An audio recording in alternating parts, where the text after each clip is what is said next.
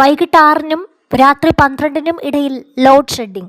സംസ്ഥാനത്ത് load shedding ഏർപ്പെടുത്തി. വൈദ്യുതി ഏറ്റവും കൂടുതൽ ഉപയോഗിക്കുന്ന വൈകുന്നേരം 6 മണി മുതൽ രാത്രി 12 മണി വരെയുള്ള സമയത്താണ് അരമണിക്കൂർ ലോഡ് ഷെഡിംഗ് ഏർപ്പെടുത്തുന്നത്.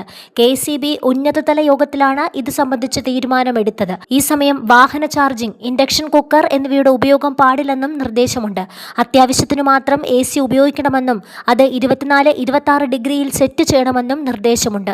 സംസ്ഥാനത്ത് അനിയന്ത്രിതമായ അളവിൽ വൈദ്യുത ഉപയോഗം കൂടിയതോടെയാണ് ലോഡ് ഷെഡിംഗ് ഏർപ്പെടുത്താൻ KEB നിർബന്ധിതരായത്.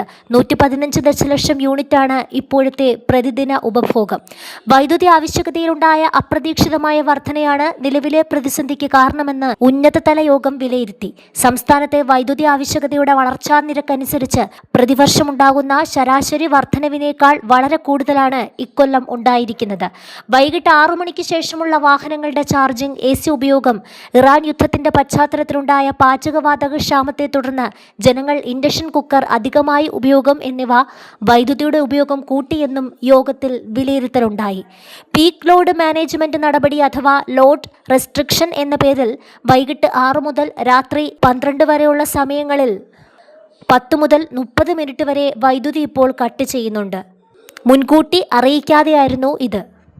വൈദ്യുതി അധികമായി ഉപയോഗിക്കുന്ന electric heater, iron, washing machine, pump set തുടങ്ങിയവയുടെ ഉപയോഗവും പീക്ക് അവറിൽ ഒഴിവാക്കണം. അത്യാവശ്യമല്ലാത്ത ലൈറ്റുകൾ അണയ്ക്കണമെന്നും ഉന്നതതല യോഗത്തിൽ ആവശ്യപ്പെട്ടു. രാജ്യത്താകെ വ്യാപിച്ചിരിക്കുന്ന ഉഷ്ണതരംഗത്തിന്റെ പശ്ചാത്തലത്തിൽ ദേശീയ വിപണിയിൽ വൈദ്യുതി ലഭ്യത ഗണ്യമായി കുറഞ്ഞിട്ടുണ്ട്. ആവശ്യകതയുടെ 70%-ലേറെയും വൈദ്യുതി പുറത്തുനിന്നും വാങ്ങുന്ന സംസ്ഥാനമെന്ന നിലയിൽ ഇത് പ്രതിസന്ധിയിലാകുന്നതായി യോഗം അഭിപ്രായപ്പെട്ടു.